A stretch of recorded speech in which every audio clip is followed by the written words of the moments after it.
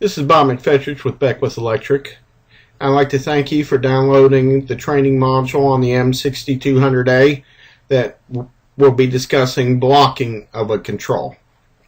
And again, this presentation assumes that if you have a control, it has at least version 01, 05, 00 in it, and that if you're using CapTalk, we are using version S6200, version 02, 06, 01. So in this module, we're going to be discussing why a control will sometimes block an operation, either in automatic or remote or even local mode. So, first of all, there are two types of blocks that can be performed. One is a block only and the other is a run back. So we're going to look at each of these. And the topics we'll be covering are overcurrent blocking, undervoltage blocking, overvoltage blocking, blocking on tap position, blocking on reverse power, blocking via communications, and then our one run back, which is the overvoltage run back, also known as first house protection. Starting with the overcurrent block. If we look at the setting right here, current limit, and we're under set points, all of our blocks, the majority of our blocks are going to be found here. And the first one is a current limit, and notice that we can set it from 50 to 640 milliamps. This is a change in this version of firmware. In previous versions, the minimum setting was 200 milliamps, and now we can go down to 50 milliamps. Now, remember that the full-scale current on a regulator is 200 milliamps secondary going into the control. So if we set this number for 200 milliamps, basically what it says is when the regulator has current flowing through it that is full load, we will start blocking.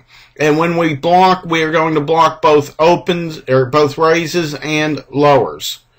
So the theory behind this is that the mechanism and the regulator or LTC are only rated for a certain kVA, and if the current is exceeding that rating, we could risk flashing over if we attempt to tap during those periods of time.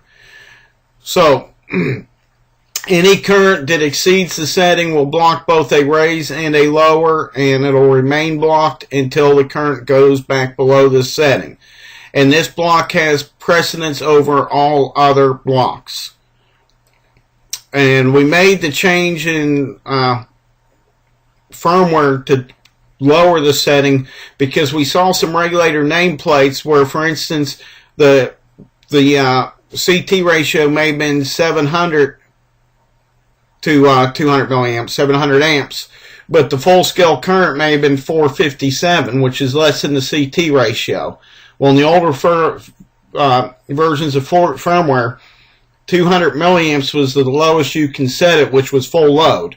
So if you had a case where you had a regulator that wasn't rated to the full load of the CT ratio it was using, we would not be able to accommodate that. But now with the new software, we can see that we can select down to 50 milliamps, which would be a quarter of normal full load. Now, we also have an alarm LED on the front of the control, and we have a two-line display. And normally that two-line display is just going to display the home screen, which may be the substation name or line regulator phase. But if an alarm is in condition, we can actually generate an alarm to the front to allow the user to see that. So in this example, if we were to check line limit current off here, when we exceeded this level, not only would it block the control from regulating raise or lower, but it is also going to display an alarm LED on the front, and the home screen will be scrolling line limit current. This is a way to give anybody local quick indication that there is something in the abnormal position, in this case line limit current. It is important to know that when you place the control in local manual, this block will no longer be in place. So it will allow you to raise or lower the LTC or regulator in manual, local manual only, if this, even if the current is exceeded. And that's one of the reasons we wanted to bring attention to the operator before he did that, just so that he realizes that this alarm is active. Once the alarm goes away, the light goes off and the home screen automatically returns back to normal. So, with the current block, it does also block remote operations. So if SCADA were to have the control and remote manual and issue a raise or lower command, and the current was above that level, it would block the remote. So the block current blocks either remote or automatic operation while the current is above the setting, but does not block local manual operation. The next block we're going to be looking at is the under voltage block. And the under voltage block will be set down here via the block lower setting. Notice we can set it from 95 to 135 volts in 1/10th increments. And we can also check off the alarm like we did previously, so that if we do have a block lower alarm up, it will illuminate the alarm LED and also scroll block lower alarm on the front panel. Now, the block lower is set to say that don't allow the voltage to get below this limit. So in this case, if we've set 114, we're telling the regulator or LTC control to block any additional lowers once the voltage gets to 114. Now, block lower, again, will block automatic and remote, but will not block local. So again, if you're manually lowering the regulator, it will allow you to lower below that level. So you have to keep that in mind and make sure you're not in alarm state. Likewise, block lower will block voltage reduction. It's common for utilities to set this block lower setting at the lowest voltage they would normally want on the circuit instead of the lowest voltage they would want after reduction. For instance, in this case, we're setting it to 114, which is the lowest allowable voltage in Class A. But if you go to Class B, which you're allowed to do for short periods of time and under emergency conditions, then your lowest voltage allowable is 110. So if I were to go into a voltage reduction under emergency conditions and want to go down to 112, I would need to set the block lower to 112, or it would be blocked at 114 in this case. So the block lower blocks only lowers, it does not block raises, and it only blocks automatic operations and remote operations, but not local manual operations. We have the same type of block on the high side, which is the block raise. In this case, the block raise is set to 128. And so if the voltage gets above 128, we will block raises but not lowers. Just like the block lower, this block only occurs in one direction, and only an automatic or remote, does not block local manual operation. And it can be configured and checked off as an alarm, so for local enunciation to the local operator. The block raise setting. So if we get above 130, we will probably do 2 taps, stay above 128, and get that voltage back down. Now a common question is, if we're blocking voltage at 128, how can the voltage get up to 130 to where we would have to run it back down? And the answer is there are things outside the control of the regulator or LTC that can cause the voltage to fluctuate. Obviously, load can change, which would cause the voltage to fluctuate. But we could also have upstream regulators or LTCs tapping. We can have capacitor banks closing. We can even have a capacitor bank on the high side voltage. Just say it's a 115 to 12 kV substation.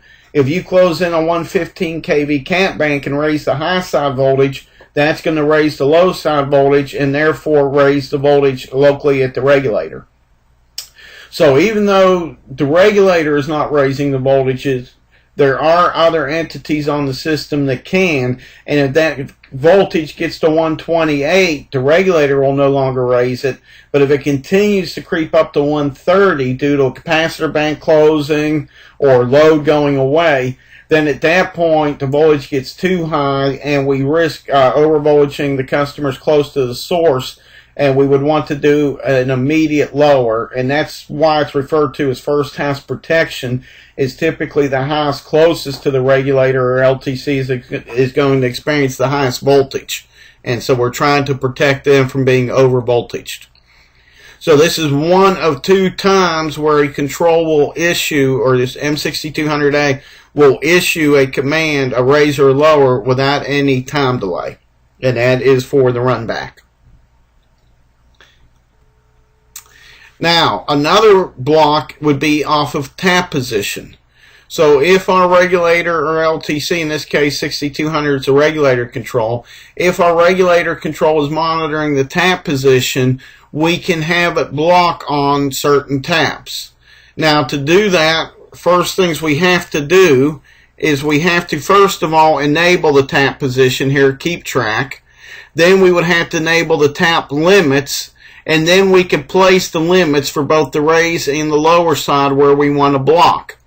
So in this example, we would allow up to 12 raise, but that's as far as we would go on the raise side. We would not be blocking the lower at all, as it's set to -16. So you can see we can block raises at a different value. So we could have a block raise at 8 and a block lower at -12, for instance. So for this to work, obviously tap position has to be working and working correctly. And just like the others, if we are to block, we can block and alarm the local operator that we're blocking, and the alarm light would be on and it would scroll block raise tap or block lower tap if the block were currently present. So, just like the other blocks, the block raise and the block lower only block automatic and remote operation, but will not block a local manual operation. And obviously, if the tap position is coming back incorrect, we could be blocking when we shouldn't, or not be blocking when we should. Now, why would you want to block on tap position? We are allowing, we can therefore increase the amount of current going through without damaging it. So in this case, for this particular regulator, at full regulation plus minus 16, we can put only 100% of rated current through the regulator. But notice if we go to plus or minus 12, now we can get 120% load current through, and if we limit it to plus to minus 8, we can now get 160% load current through. So you can see as we start to limit the amount of regulation in either direction, we do get an increased amount of current. This is typically used for line regulators, where normally you may have a line regulator where under its normal load it's well within its operating characteristics, but now we're going to do some switching and we're going to tie another circuit onto this circuit, and it's going to increase the load dramatically on this regulator and may actually cause it to exceed rating. We still need some regulation, so if we can lock down the taps to say plus to minus 8 instead of plus to minus 16, now we can get a 60% more additional load through that regulator without damaging it. Finally, we also have another block which would be on reverse power. So for the reverse power block to come into play, we must, under the reverse power mode, select block. If it is selected to anything other than block, then this block will not come into play. And we'll cover more about that in a special session dedicated strictly to reverse power. But understand that if the reverse power operation is set to block, we will block in reverse power mode. It will block both the raise and the lower, and they will stay blocked until the power comes back forward again, back into the forward direction. So if you have a block due to reverse power, you are going to see that it will remain blocked either via SCADA or automatic operation, but again, not local manual operation. and we have to come back into forward power. Now, reverse power block is one of the blocks like the line limit that blocks both directions. Some of the other blocks we've looked at, the block lower and block raise and block on tap, are only going to block one direction but not the other.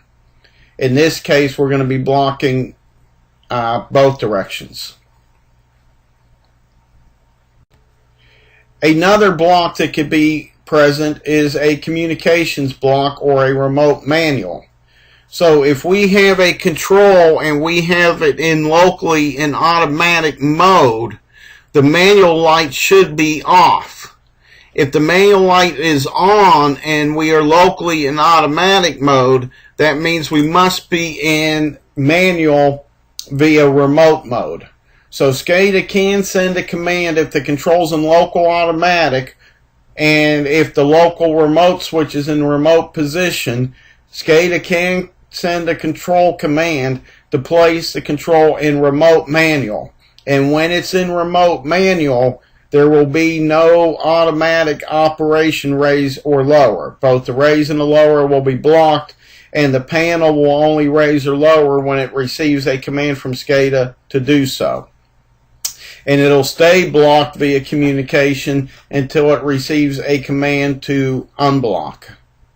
There is a setting in the control to where if communication goes down and you need to bring it back and you're not using the heartbeat, which is covered in another section, there is a setting that will allow it to come back into either remain in remote manual on power down or come back in local automatic. So when you cycle power to the control, there's a setting that says if it's in remote manual prior to the power cycle, when it comes back out and gets power again, does it stay in remote manual or does it go back to local automatic mode? And that's a setting that can be done in the control. The next block we're going to talk about is the Cooper motor sealing block. And as the name states, this block will only occur if it's a single-phase Cooper regulator that the control is on. The Cooper regulator actually has two holding switches, one for raise and one for lower, that allow the regulator to complete the tap. So what happens is the control starts the tap by getting a raise or lower up, and then when the sealing contact makes up, the regulator informs the control to no longer that its output's no longer needed because the holding switch contact will complete the tap. And that allows the regulator to make sure it can't be off tap. But if one of the two holding switches breaks, and there's two, one for the raise and one for the lower, then the control never gets the feedback and therefore never knows that one tap is complete.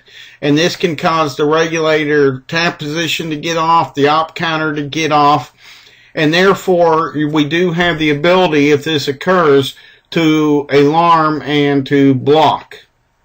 And when we're blocking, we're only blocking the direction that's failed. So for instance, if we were issuing a raise command and we did not see the sealing come back on the raise side, we would block raises, but we would not block lowers. Likewise, on the lower side, if we were issuing a lower command and we did not see the sealing come back, then we would block the lower side. So we've got these contacts right here, one on the raise and one on the lower, that actually seal in. So the regulator contacts will start the motor running, and as the shaft starts to rotate, these contacts should then make up and stay up until you have a completed tap. And if they fail, we can have a condition on the Coopers where we can get off tap and we can and also be off on the operation counter. So for that reason, we do allow you to block. Now, if you do block, which would be right here, then the only way this block gets cleared is if it's reset, and it could be reset either locally, which would be your motor sealing field right here, or there's a command via DMP where it can be reset remotely. So with this block, it's going to block only one direction, the direction that they did not see the sealing contact come back, and it'll remain blocked as a hardware failure until it is locally or remotely cleared. The last block we're going to talk about today is the low current block. The low current block will block regulation if the current gets below, the load current on the regulator gets below 4 milliamps out of 200 milliamp primary, and when the regulator taps, it does not see a voltage change. Once blocked, it will remain blocked until the load current comes above 4 milliamps in either direction. And when blocked, it will block both a raise and a lower. Now, to see the application, this assumes that we have feeder regulators in two different substations. Normally, this feeder regulator would be regulating all this load, but we've got the breaker out of service to do maintenance. We've closed in our tie point, so we've got the breaker out for maintenance. We've closed in our tie point, and all this load that was going this direction is now coming this direction. So in actuality, this regulator is in reverse power mode. What was the load side of the regulator is now the source side. And there really is no load on the regulator because it's only got this little piece of bus work and the exciting current required to excite the coils of the regulator itself. So we've got a condition here where we've got a regulator that's in reverse power, but the control cannot determine that because the load current is below 4 milliamps. And to detect reverse power, we need at least 4 milliamps in the reverse direction. So therefore, we're going to continue in forward mode, and if for some reason this piece of voltage gets out of band, the regulator is going to tap to correct it. But since the regulator thinks this is the load side, it will not see the effect of those taps, and you would have a runaway condition. Now that runaway condition is not going to hurt anything because there's no load on the regulator until we go back to normal. So this, say, before we did our switching, this was on 2 rays. Well, after we did our switching, if we went reverse power and we had a runaway, this could either be on 16 rays or 16 lower. So now when we close this breaker back to open up this switch and restore, we could have either a very high or very low voltage in closing that breaker back because it ran away even though there was no load. So what we like to do is we like in this mode for it to block. So the basic thought process is if the load current is below 4 milliamps, when I tap, I'm going to see whether the voltage changes. If it does not change for 2 consecutive taps, I'm going to assume that I must be on the wrong side of the regulator and therefore in reverse power mode, and I'm going to block until such time that the load current comes back above 4 milliamps in either direction, and then I can make a proper decision on what to do next. But if the load current is below 4 milliamps and I tap and I do see the voltage change, I know I must still be in the proper power direction, and therefore I would not block. So with the low current block, first of all, we can see that it can be enabled or disabled. So if you do not want to use this feature, you can disable it. If you do want to use the feature, you will need to enable it.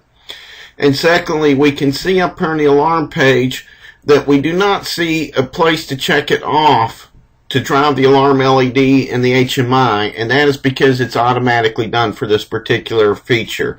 So once you've enabled this feature, it will automatically alarm the LED and also put a low current block scrolling across the faceplate if it is active because the current is below 4 milliamps.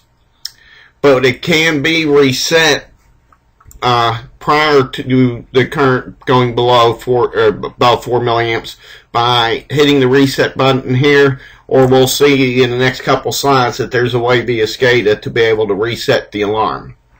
But it will automatically reset on its own when the current gets above 4 milliamps secondary.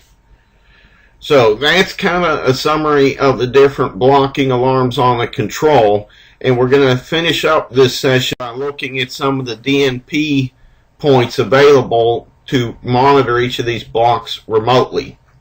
So we'll start with our binary inputs, and you can see we're covering the whole DNP in a different session, but basically the points on this side are the points that are available, and the ones you want you just drag and drop over to this side. And so what I've done is I've gone through all the points that are available that are associated with the blocks and just drug them over to the other side to highlight them.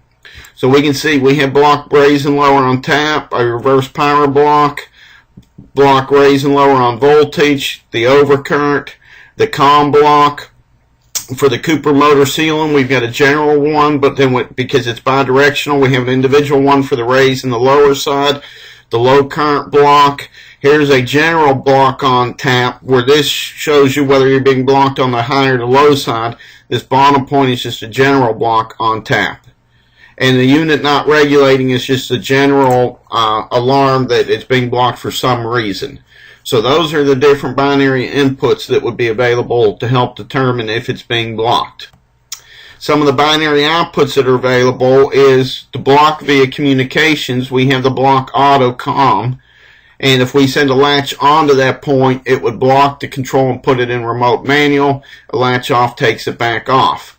And then we did say that we had ways of remotely resetting some of the low current alarms, and that's what those 2 points would be, for the low current and for the motor sealing. For analog outputs, these are actually settings. So this allows us to change the block lower voltage to block raise voltage, the block on tap, either position. So for instance, on the block raise, if the voltage was set to 126 and I wanted to set it to 127.5, if I wrote a value of 1275 to that point, we should see the setting change because it does a divide by a 10 to accommodate the 1 decimal place. On tap position, if I want to block on minus 12 and it's currently set to minus 16, if I were to send a minus 12, a value of minus 12 to the tap block lower setting, it should change to minus 12. We also have a reverse power operation that allows us to change it from block to, say, ignore if we don't want to block on reverse power. The tap calibrate allows us to send a new tap position. So if we know that the tap is off, we can remotely change it to the correct tap. And then the low current block and the motor sealing block are enables. So if you rate a 1, it enables the block, and a 0 would disable the block. And finally, for analog outputs, the only real thing we can look at and monitor real time is the tap position.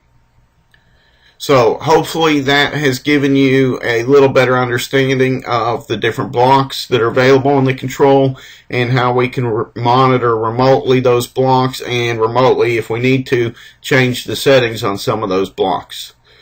So we appreciate your time at Beckwith Electric. Hope you got something out of this session. If you have any questions, comments, concerns, feel free to submit them via the web portal, and somebody will reply within 24 hours. Thank you, and have a blessed day. Bye-bye.